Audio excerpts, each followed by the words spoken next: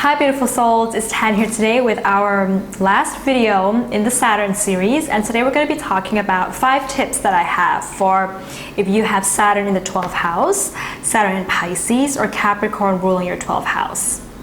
So I have made a video talking about the Saturn placement. I highly recommend that you watch that video first, so I'll leave a link up there in the description box below so that you can get a more comprehensive understanding of the karmic patterns and cycles of the Saturn placement. So after you watch that video, you can then come back and watch this video. So if you have Saturn in Pisces, Saturn in the 12th house, or Capricorn ruling the 12th house, the first tip that I have for you you can do these tips before your Saturn return, during your Saturn return, or any time in your life really. And the first tip is to know what you're really striving for. Because of course, one of the karmic cycles of this Saturn placement is that the person who has it may feel like they have to cultivate an identity and strive in their life to make that particular identity that they have formed known by the world, and it becomes hard to then surrender to the flow of life and to having no control over your life. But it's really important that you surrender to that, and the first thing is to really reevaluate your successes, because if you're striving to be successful in the world, because Saturn represents success and our material success, and it's coming into the house of the unconscious, that's the 12th house. So therefore, we're going to have to reevaluate these things. So if you're striving to succeed because of money, fame, recognition, power, if you're striving to because everybody else is doing it, to fit in, if any of the motivation that you have for wanting to succeed is about being seen, then that is not necessarily going to lead to contentment. Whichever house Saturn is placed in, you have come into this life to master that house. Saturn is the planet of mastery. So you're here to master the 12th house, which is all about spirituality. And one of the first things that we can really do to master spirituality is to be aware of our unconscious motivations that drives us in life. And that is the 12th house. And if you can figure out if you can figure out where the source of the motivation to be of service, to embody health, to have gratitude, positivity, and love, if you could find that motivation within yourself, then you will be striving for the right reasons. If you could strive to be of service, this would mean helping people, which ultimately is going to bring a lot of contentment. Not happiness, but contentment. They're different things. If you could strive for health, that is going to be it's going to bring you a lot of peace, because it means that you're appreciating the body that has been given to you, the mind, the emotions, the soul that's been given to you. If you could strive for gratitude and positivity, that's going to allow you to have a lot of contentment as well, because that means that just the fact that your heart is beating, just the fact that you're breathing at this very moment is already something to be grateful for. If you could strive for unconditional love, that would bring a lot of contentment. Think about when you're looking at a baby and the baby is innocent and all you want is what's best for the baby. The feeling that you get at that moment is unconditional love. So this leads me to my second point for if you have Saturn in the 12th house in Pisces or Capricorn ruling the 12th house, is to be content. Find contentment, not happiness. And we do live in a society that is telling us to be happy, smile, laugh, be happy. But the thing about happiness is that happiness is an emotion and it does not last. And we actually don't really know what this emotion is. Happiness is a mix of excitement and getting what we want. is at the bottom of what happiness really is. Having a desire and then meeting those desires. That is happiness. But what happens then? Because happiness is an emotion. It's going to come and go. That means that if we can get something that we desire, we're going to be happy, but eventually we're going to stop being happy. And a lot of people, when they stop being happy, they associate that with unhappiness or sadness. And when people associate that state of just not really being happy or excited with unhappiness or sadness, then they tend to find something else to strive for. They set a new goal, a new desire, something to want in life, and they go out and try to get that thing. And then, oh yes, I'm happy because I got it. And then the cycle goes on and on. You see what I mean? So life then becomes this cycle of the pursuit of trying to prove to yourself that you can get what you want, which ultimately kind of feeds the ego, and the 12th house is not about the ego. Contentment, on the other hand, is a state of being. It is not an emotion. It's an inner state of being that you know that you have enough and you know that you are enough. Therefore, nothing can really change this constant state of being. Living your life based on contentment brings meaning. Because if you think about it, let's say that you want to have 3 cars and you've been trying this for 10 years and you still have 1 car after 10 years. If you're going to live a life in which you want to be happy all the time, you're going to get angry and frustrated and upset when you don't get these 3 cars. And there's really no meaning to your life with that. But if you don't get those 3 cars, but you think to yourself, well, there could be a bigger meaning behind why I don't have these 3 cars. Maybe I want it for the wrong reason, so the universe is not giving it to me. But do I really need it then? What is the real reason why I had wanted those 3 cars? Maybe I can cultivate that in something else. Maybe I can cultivate that within myself. Oh, if I could do that, then I am enough. Then I've got enough already within myself. I value myself enough. So your life has more meaning. And you're not in this constant roller coaster ride. So to live a life that is not based on attachment to getting your desires met is living a life on a contented state. And that's what I think is very beautiful with this Saturn in the 12th house placement, because you have the ability to do that. You're here to master all of these things. The third tip that I have for having Saturn in this house, in the 12th house in Pisces, or having Capricorn ruling this house, is to either indulge, or if you can make, then make. So indulge or make sublime art or music.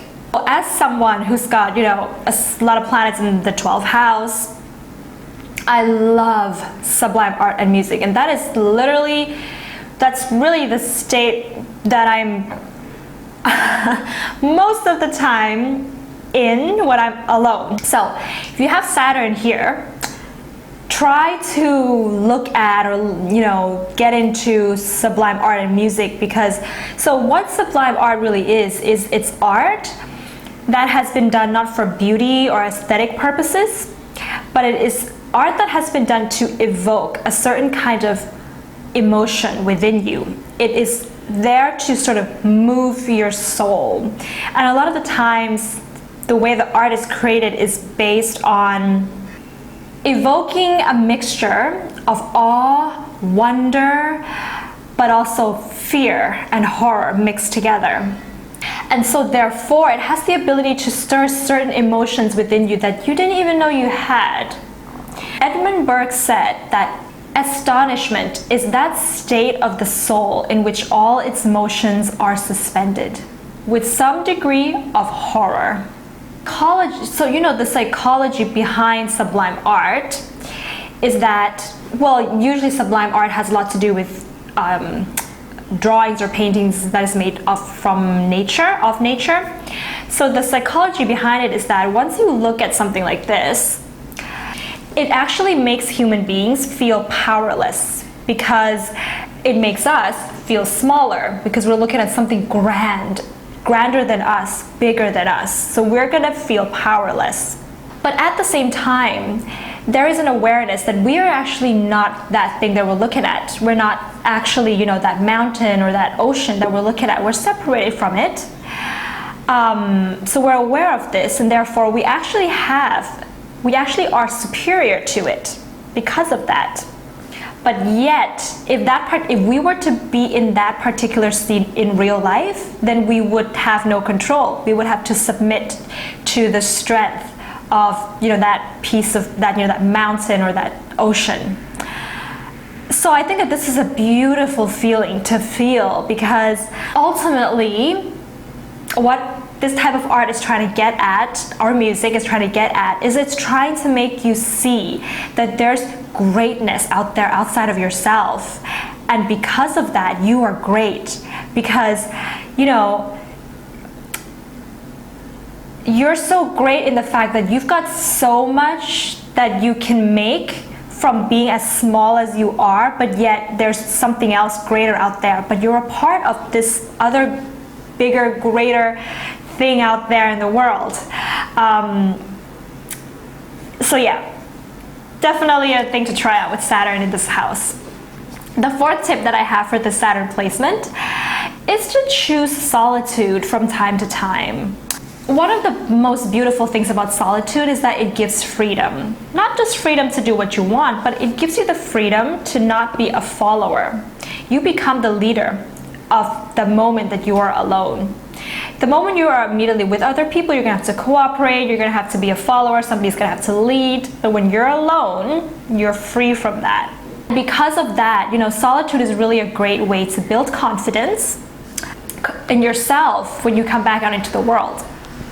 Another great reason why, you know, anybody should have more time for themselves is because it really brings clarity of the mind, of the emotions, because during that time of solitude, we really have that space to really think about our lives and the people in our lives. We really have time to think about things that we do just to kill time, or the fillers in our lives that maybe we don't actually need.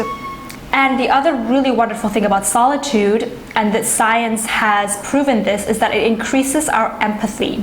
Because the moment that we're not with other people who are sort of trying to force things on us or pushing us into a corner, then when we give that space between us and other people, we're able to come back by being softer and have a softer approach to the people around us. And that's why solitude is very important. So the last tip that I have for having Saturn in this house and sign is to be okay with being invisible. And, you know, it can be a little bit hard to really understand why, because the society has really conditioned all of us to be somebody in the world, to be known and recognized in the world. You know, you've been given a name the moment that you were born. You've been given a label the moment that you were born. And everything in our life has a label, right? That's a telephone, you know, that's a cup, that's a camera. And, you know, labels really put us into this box of this is what it has to be because of what it's called. And so Lao Tzu says that supreme good is like water that nourishes all things without trying to. It is content with the low places that people disdain. And I love this quote because this is really much for Saturn in the 12th house. You know, you've really come to master the understanding is that goodness and service and greatness still exists, even if it goes unnoticed, unseen, or unrecognized. Because the reason why it goes unseen and unrecognized is because greatness is there everywhere. Like water that's everywhere in the world, in our bodies. We're not sitting around recognizing water every day, but without it, we wouldn't survive. Very much like stardust, which we are made of. Without it, we wouldn't be here, but we're not sitting around appreciating stardust every day. The smallest, simplest things are the greatest things because they're everywhere and they make up the totality of everything and unites everything together. And therefore, Saturn in the 12th house, your service is just like that. You're here already serving a lot of people in the world just simply by being your authentic self. It may go unnoticed, it may not be recognized, but it is so powerful. And it goes unnoticed because your goodness and your greatness is already within the hearts and the souls of the people that you meet every day. And that's the beauty of it. All right, so those are my 5 tips. Now, some books that I think would really be very beneficial and Saturn in the 12th house people would love. The first one is A Philosophical Inquiry into the Origins of Our Ideas of the Sublime and Beautiful, written by Edmund Burke himself. So, of course, this links back to theories about sublime art and why it is really powerful and why it works. So I think this would be really interesting for the Saturn placement. Another interesting piece, this is not really a book, but let's say it's a piece of writing, is the Tao Te Ching by, it's the text by Lao Tzu. And it's just sort of like, it's got 81 verses, and it is written, it's like a treatise that's been written on goodness and integrity in general. So I think that's something that would really interest the Saturn placement. The Art of Happiness by the Dalai Lama. I love this book. I've read it myself, and this really brings into perspective what I just discussed there with you guys with regards to happiness versus contentment. And also A New Earth by Eckhart Tolle, of course. This one talks about the ego mainly and how to transcend beyond the ego, which is all about the 12th house. Now, movies and documentaries that I think is really going to be interesting for the Saturn placement. The first one is a documentary of the Dalai Lama. I think it's just called Dalai Lama documentary. I'm not sure what the name really is, but it's the one about, people who have traveled to see him and have talked to him and spoken to him, and then they made a documentary about what they've learned from him and their journey and things like that. Another very interesting documentary is its Planet Ocean, because the 12th house is a Neptunian house. So Neptune is all about water. So I've watched this myself and I was so submerged in it. If you can be in water with Saturn in this placement, that would be wonderful. If you could swim with the dolphins, go whale watching, that would be absolutely wonderful. But if you don't have that opportunity, Planet Ocean just really kinds of makes you aware of the greatness of what you are a part of, but that is already within you. All right, anyways, guys, so that's it for this video. If you have tried out any of these tips, then do leave a comment below and let us know what your experiences have been with them. And if you like this video, then give it a thumbs up and hit the subscribe button if you haven't. If you already subscribed, then thank you very much for coming along. I do birth chart readings, synastry, and relationship readings. All the information is on my website. You can check that out. And that's it for our Saturn series. I'll be seeing you soon, beautiful soul, in the next series. Bye.